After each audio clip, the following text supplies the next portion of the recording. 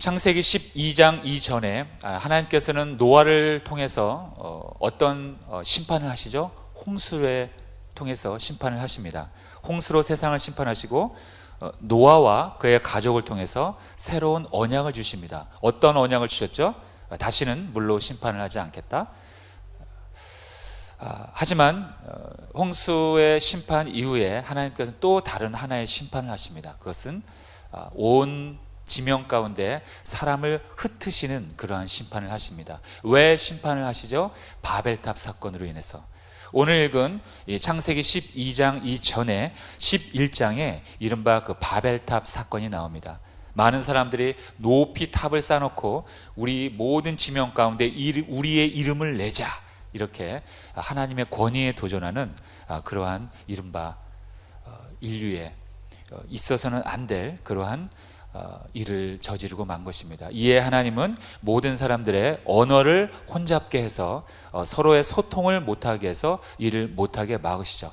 그래서 모든 사람들이 각각의 언어에 따라서 흩어지게 됩니다. 자, 그런 다음에 하나님께서 오늘 12장으로 넘어오면서 하나님은 인류에게 믿음의 조상이 필요하다 하시는 것을 아셔서 드디어 한 믿음의 사람을 세우시게 됩니다. 그 사람이 누굴까요? 누구라고요? 너무 어려운 질문해서 죄송합니다. 아브라함이라는 사람이었습니다.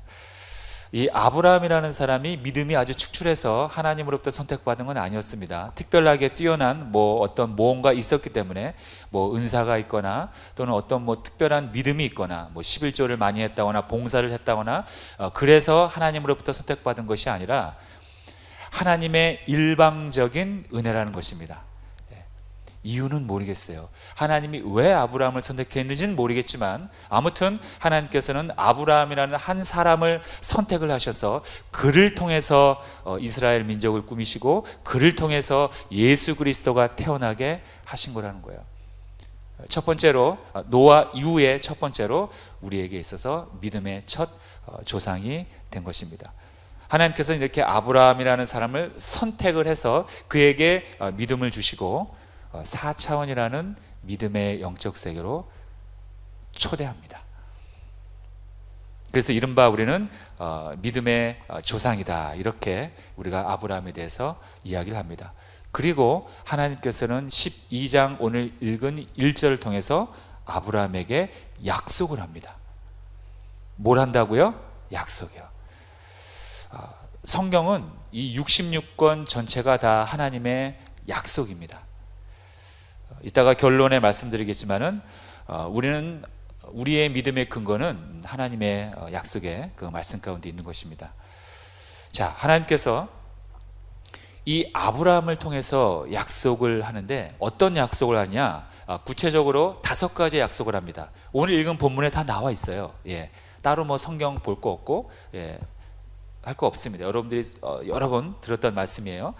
자, 5가지로 요약을 한다면 첫째가 뭐냐? 내가 너를 큰 민족으로 만들겠다. 두 번째 뭐냐? 내가 너를 축복하겠다. 세 번째 뭐냐? 너의 이름을 크게 하겠다. 네 번째, 내가 너를 축복하는 자들을 축복하겠다. 마지막 5번째, 내가 너를 저주하는 자를 저주하겠다. 하나님께서는 아브라함에게 이러한 약속을 하는 것입니다. 내가 너를 통해서 큰 민족을 이룰 것이다. 그리고 너를 축복하겠다. 그리고 너의 이름을 크게 하겠다. 그리고 너를 축복하는 자는 똑같이 내가 축복을 해주고 너를 저주하는 자들은 똑같이 내가 그를 저주하겠다. 아주 무서운 말입니다. 자, 참 우리가 짧은 삶을 살지만은 참 이렇게 우리의 마음 가운데 불편한 점들이 참 많이 있는 것 같아요. 그래서 그러면 안 된다는 것은 알고 있지만 참 마음의 불편함을 우리 언어로 표현할 때가 참 많이 있다는 것입니다. 하지만 하나님께서는 그 부분에 대해서 절대로 우리와 타협하지 않습니다. 양보하지 않습니다. 단호하게 말씀하십니다. 너를 축복하는 자들을 내가 축복하겠고 너를 저주하는 자를 저주하겠다. 이 말은 즉 우리가 타인에 대해서 저주하지 말란 말입니다. 그렇기 때문에 우리는 타인에 대한 그러한 저주의 말은 하면 안 된다는 것입니다. 거짓말하는 것도 저주의 말입니다. 어쩌면 저주의 말보다도 더 큰 저주의 아주 극단적인 그러한 궁극적인 말이 거짓말이라는 거예요. 자, 아브라함이 하나님의 말씀에 순종하면 온 인류가 그를 통해서 복을 받게 될 것이다. 하나님은 이렇게 오늘 말씀하시는 것입니다. 자, 그런데 하나님께서는 이러한 놀라운 축복의 약속을 주시기 전에 아브라함에게 요구하는 것이 있었어요. 이것이 오늘 설교의 아주 중요한 키포인트입니다. 오늘 좀 전에 말씀한 하나님이 아브라함에게 주고자 하는 그 5가지의 복을 얘기하려는 것이 아니라, 이러한 복을 받으려면 네가 반드시 선행되어야지만 하는 그러한 믿음의 행위가 있다. 선행되어야지만 하는 것, 그것이 무엇인가? 오늘 읽은 1절에 나와 있습니다. 자, 우리 1절만, 12장 1절만 우리 다시 한번 합독하기 원합니다. 자, 창세기 12장 1절 함께 합독합니다. 시작. 야훼께서 아브라함에게 이르시되 너는 너의 고향과 친척과 아버지의 집을 떠나 내가 내게 보여줄 땅으로 가라. 예. 제가 조금 강조해서 읽은 두 단어가 있죠. 첫 번째가 뭐죠? 떠나. 또 하나는 가라. 예, 떠나와 가랍니다. 자, 첫 번째, 하나님의 복을 받기 위해서 선행되어야 하는 우리의 행동. 첫째, 떠나야 합니다.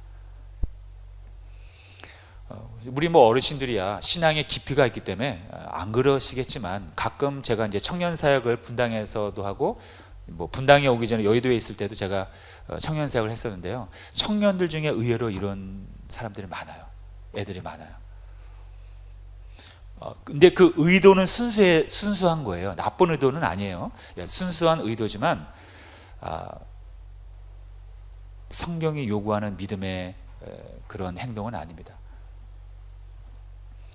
직장에서 자꾸 술 먹는 회식 자리가 너무나 많아서 저는 그 직장을 그만두겠습니다. 이렇게 말하는 답답한 청년이 있다는 거예요.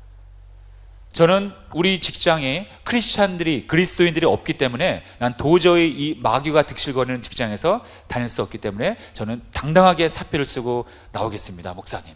이런 애들이 있다는 거예요. 참 이렇게 답답해요. 우리는 빛과 소금이 돼서 저 지저분한 세상 속으로 들어가야지만 하는 것이 우리 그리스도인들의 사명인데, 그거를 역행하는 그러한 답답한 사람들이 있다는 거예요. 그렇게 따지면 예수님은 정말 이 구역질 나는 이 더러운 세상에 왜 오셨습니까? 그죠? 거룩한 하나님의 천국에 있어야 할 분이, 우리는 거룩한 몸으로, 성령의 몸으로 변화를 받았다면 다시 거듭난 모습으로 이 세상 속으로 들어가서 복음을 전해야 하고, 그 직장 가운데, 그 안 믿는 사람들 가운데 틈바구니에 섞여서 같이 뒹굴러야 된다는 거예요. 그래서 그들 가운데 나의 선한 영향력을 끼쳐서 예수 그리스도를 나의 삶과 언어와 행동과 나의 이 헌신을 통해서 보여줘야 하는데 단절을 한다는 거예요. 참 이게 답답한 겁니다. 근데 그런 분들이 가끔 있다는 거예요. 자, 그렇다면 하나님께서 아브라함에게 말한 이 떠나라, 이 말은 도대체 무슨 영적인 의미가 있을까요? 물론 겉으로 보기에는 현재를 탈피하라, 또는 너의 친척, 너의 아비가 있는 그 땅, 그 익숙한 땅에서 떠나서 새로운 곳으로 가라는 그런 의미가 있습니다.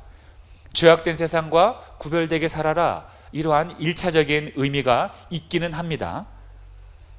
하지만 그냥 더러운 곳을 피해라, 너 오염되니까 너는 피해야 돼, 너는 거룩한 나의 백성이니까 오직 더러운 곳을 피해서 살아야 된다, 떠나야 된다, 그런 의미가 있는 것은, 의미만 있는 것은 아니라는 것입니다. 떠나야 한다는 그러한 말의 진정한 의미란 무엇인가? 하나님의 뜻을 분별하라는 말이에요. 죄가 뭔지 선이 뭔지 분별을 하라는 말입니다.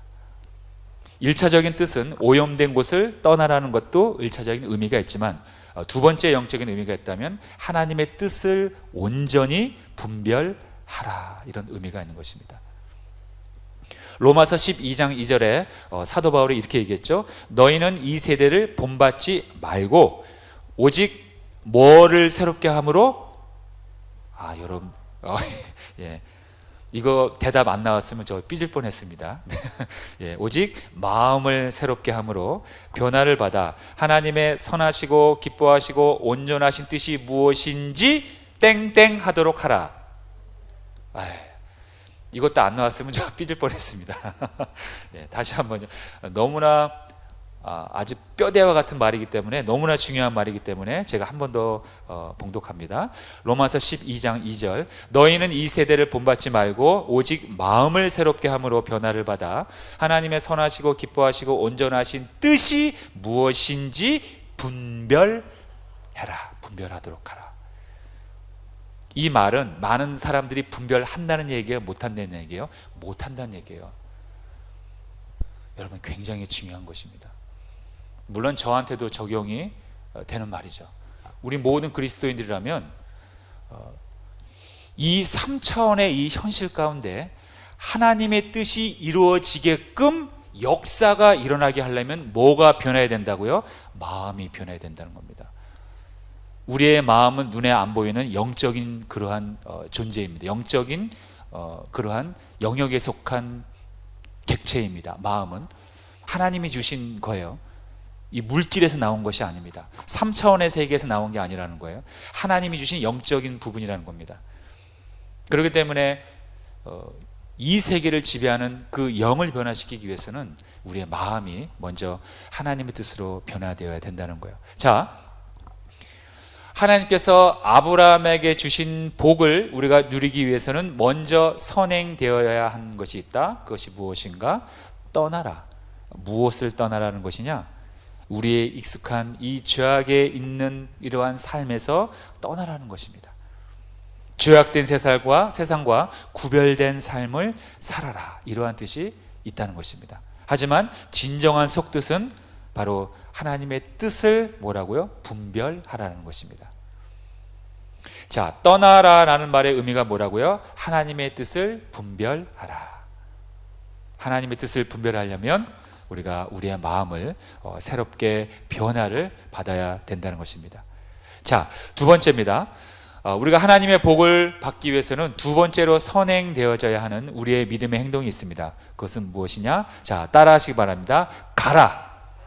네, 첫 번째가 떠나라, 두 번째가 가라. 네, 첫 번째 떠나라는 말은 죄악 가운데서 떠나라는 말입니다. 예, 죄악에서 떠나라. 예, 죄악에서 떠나라.